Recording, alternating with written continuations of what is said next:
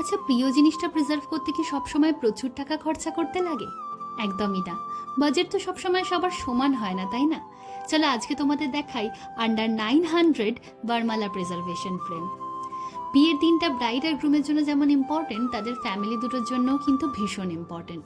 তাই এরকম বাজেটের মধ্যে দুটো ফ্রেম যদি আমরা তৈরি করে ফেলতে পারি, তাহলে দুটো বাড়িতেই কিন্তু মেমোরি প্রিজার্ভ করে রাখা যায়। প্রত্যেকটা ফ্রেম কিন্তু 900-এর মধ্যে ছিল। এই অর্ডারটা যখন আমার কাছে আসে, ক্লায়েন্ট আমাকে প্রচুর ডিজাইন সাজেস্ট করে।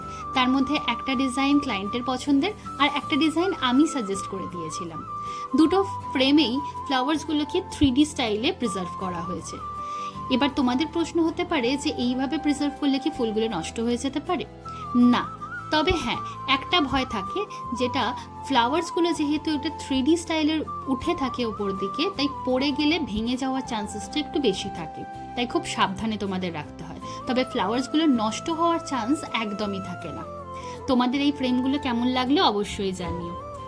এরকম ধরনের প্রিজার্ভেশন করার জন্য আমার কন্ট্যাক্ট নাম্বারে খুব তাড়াতাড়ি হোয়াটসঅ্যাপ করতে পারো বা কল করতে পারো। আমি কিন্তু তোমাদের বাজেটের মধ্যেও তোমাদের জন্য সুন্দর সুন্দর ফ্রেম রেডি করে দিতে পারি। তাই একটা ফোন করো আর তোমার বাজেট আর তোমার পছন্দটা বলো, ব্যাস তোমার জন্য ফ্রেম রেডি।